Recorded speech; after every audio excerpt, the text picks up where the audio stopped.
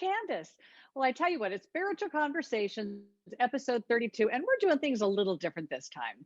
On Monday night, I had Candice be a special guest on a Zoom meeting I do with some Monroe people, Monroe Institute. And as we all know, when you get together with your Monroe people, it's quite the village. So Candice came on and she spoke to the group, and they absolutely loved her. So we thought, let's mix it up a little bit and let Candice share with everybody else what she shared with my group. So without further ado, I'm going to hand this over to my dear friend, Candice Sanderson. Candice, take it away. Carrie, thank you so much. It's interesting that we're doing our spiritual conversations this way. I'm so used to us being side by side. But let me go ahead and share with you what I shared with the audience a few days ago. It was so great that you invited me. I know that just recently you've really embraced Monroe after going to some of their programs. But when you asked me to attend, I couldn't help but say yes. It just feels like home when you're back talking to friends from Monroe. And although I'd never met any of them, it still feels like a homecoming.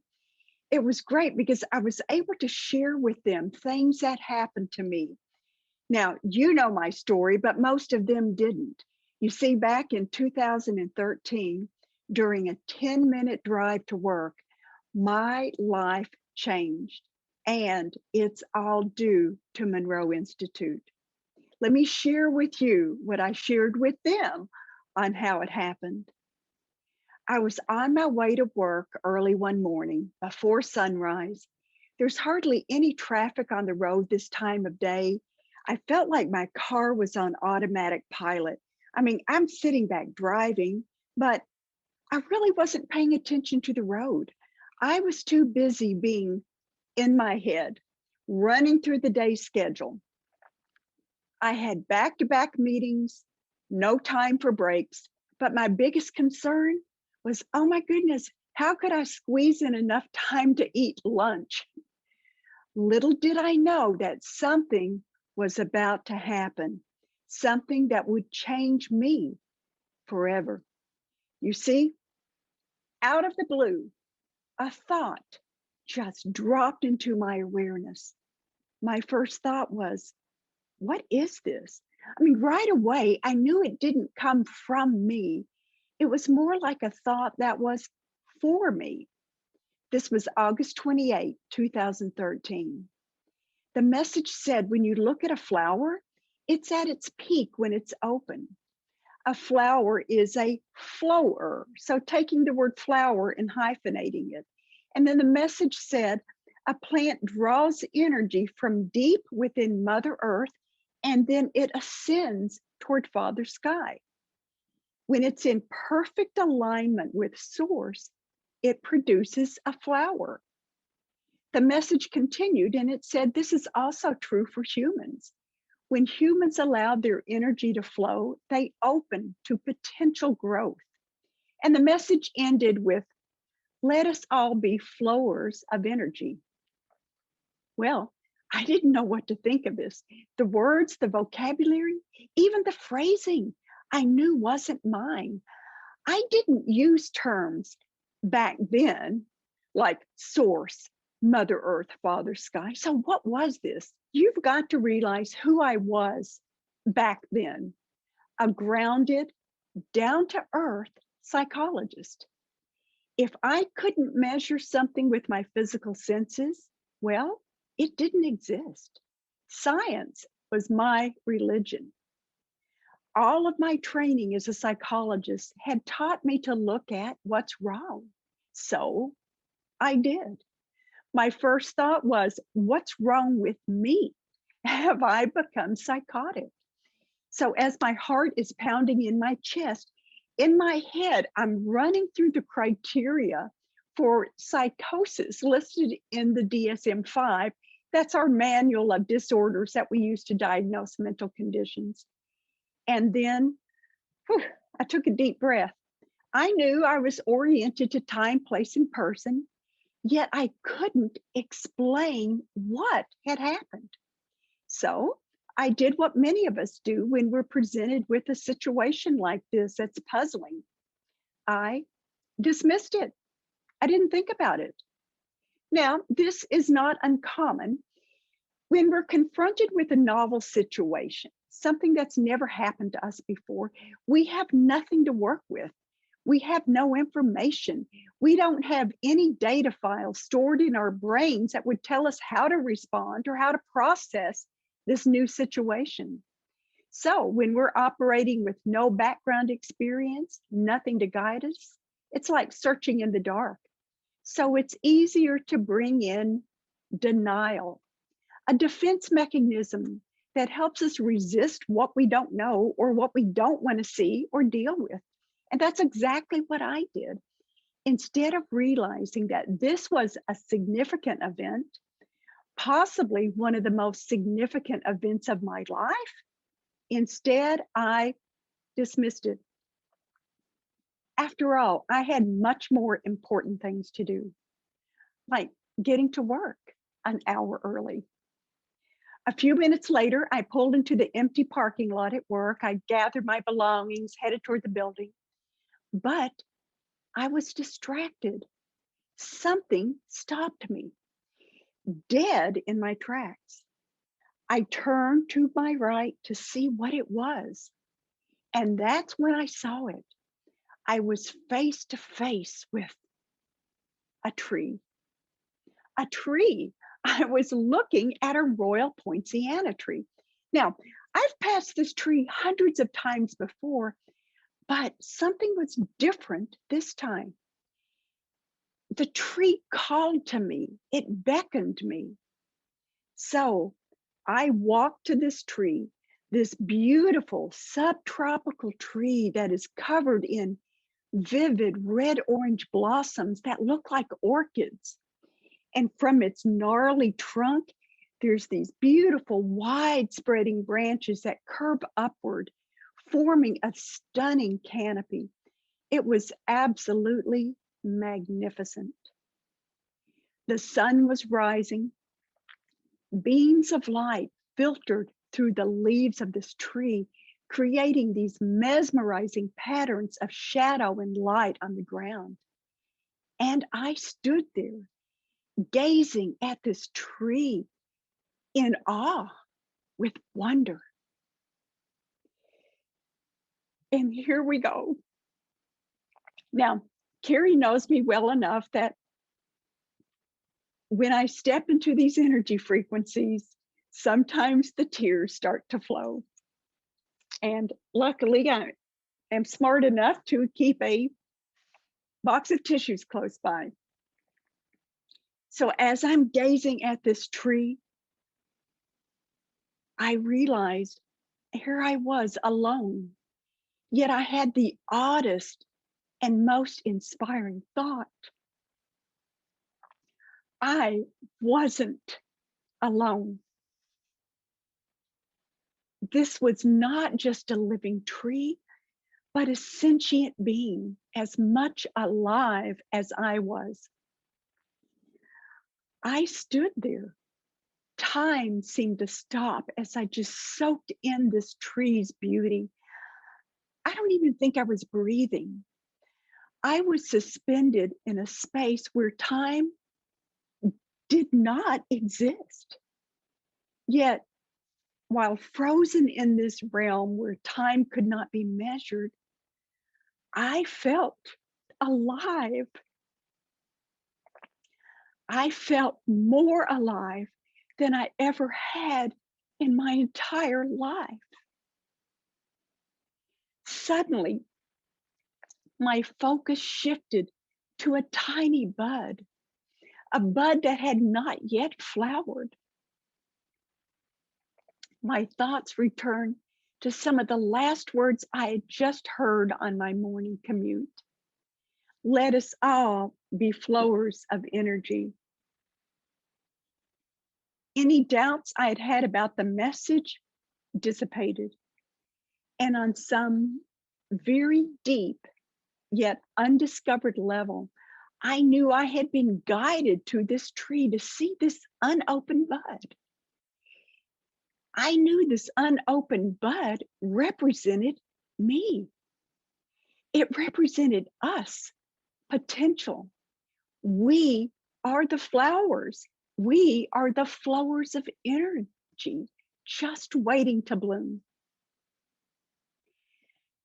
After a few moments, I went inside the building, not knowing what had happened, not knowing how the message and the experience with the tree would change me, not knowing I had taken my first steps into the world of spirit, the unseen world of energy. I would never be the same. My experience with the tree was mystical. The first, but not the last, mystical event of what I was discovering would be my new life. This was the beginning, my ability to step into the world of spirit. My professional training kicked in.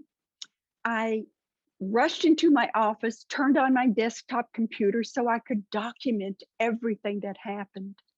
I had to preserve these events. I had to capture every word, every thought, every feeling.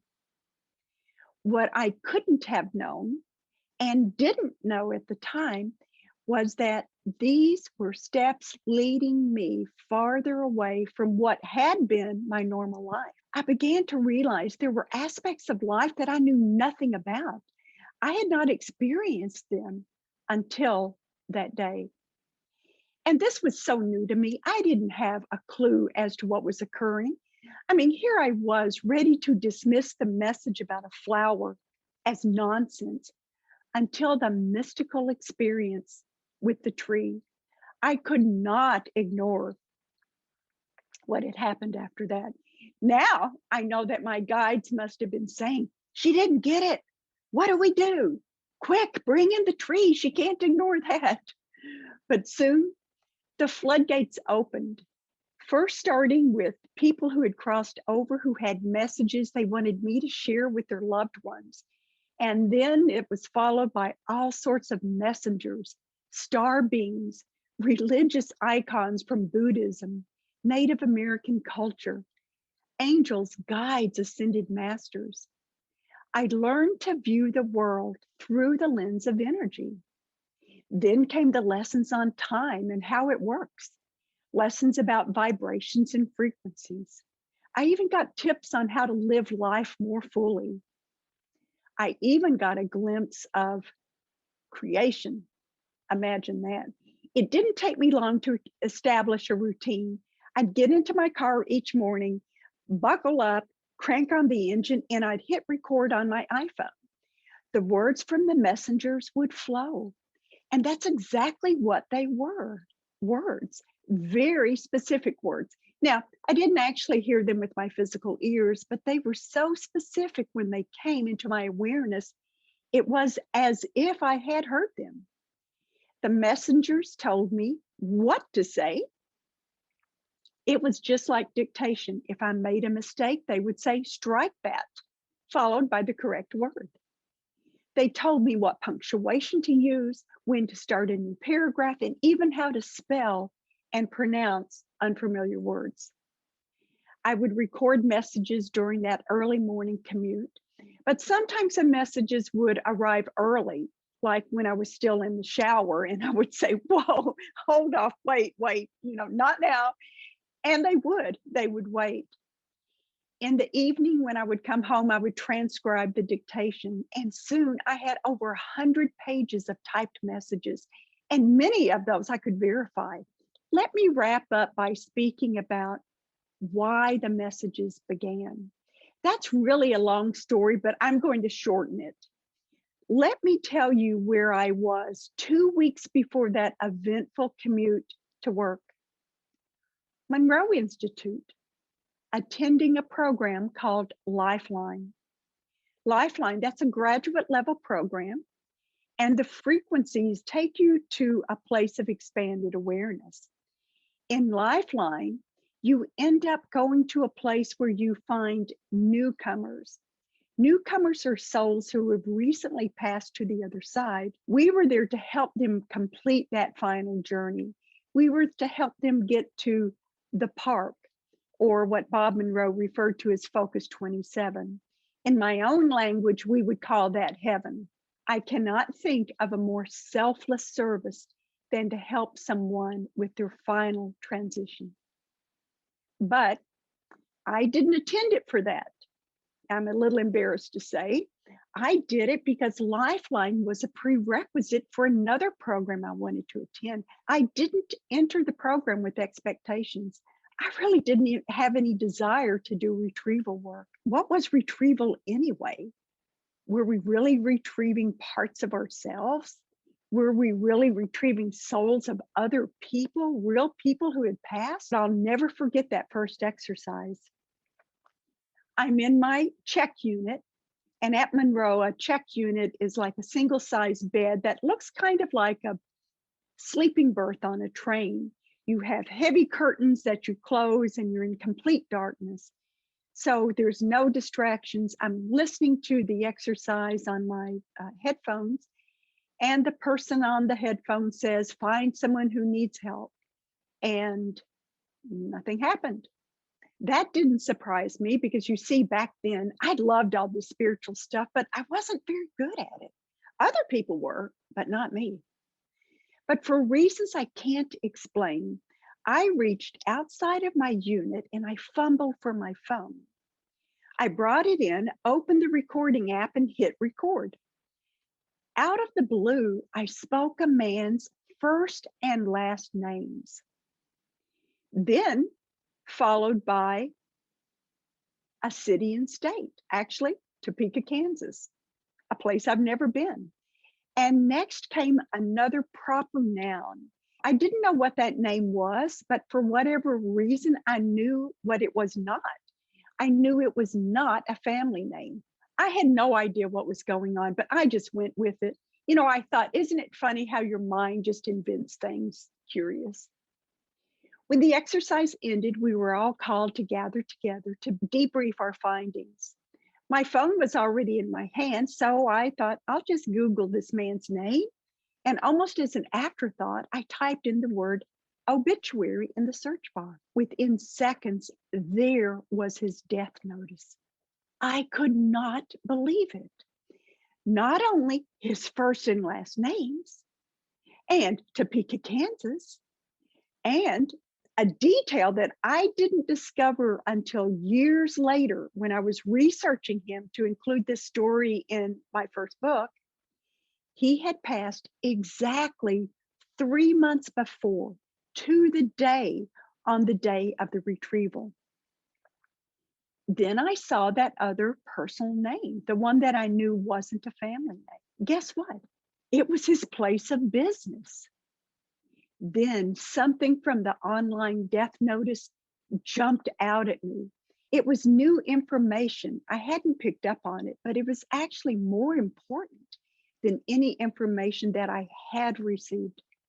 This beloved man was a psychologist. A psychologist. It made perfect sense. This new information was the glue that solidified all the other pieces. It brought the full picture into view. We both shared the energy of psychologists. That is why we connected. On a level I wasn't prepared to understand at the time, I realized we shared the same energy frequency. And that is what made our connection possible. After this first exercise, I retrieved many others, and Google searches verified the details. It shocked me with how easily the information came. As the program progressed, I stopped asking for verifiable data. I didn't need it.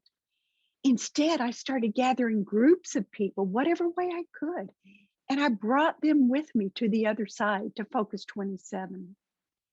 Lifeline changed me from believer to knower, but I didn't realize it at the time. The foundations of my belief system crumbled before me, shifting my current existence. What I thought I'd known about life all of a sudden became murky and unclear. What I thought I knew, I realized I didn't know. As the underpinnings of what had been my life shifted, I emerged from the rubble, changed, transformed. I didn't know it until a couple weeks later when I was driving to work early one morning. There's much more to the story that I discovered later, but that's for another time. Now, I want to just leave you with my story. This was the beginning of my new life as a reluctant messenger. Be open, be listening. Silence allows you to step into the stillness of your heart and hear the subtle messages from the messengers. Thank you very much for having me. Candice, thank you so much for sharing that story. Reading it is one thing, but hearing you say it and watching you get teared up, you know I love that. And if you don't know Candice, see, these messengers, I know for a fact, they have been haunting her for years before this, but they waited till this day. She's driving, there's no traffic, she's no distractions.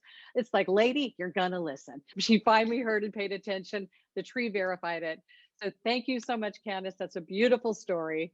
And until next time, we just wanted to step out of the box and share this story. So thank you all so much for joining us. Bye. Bye.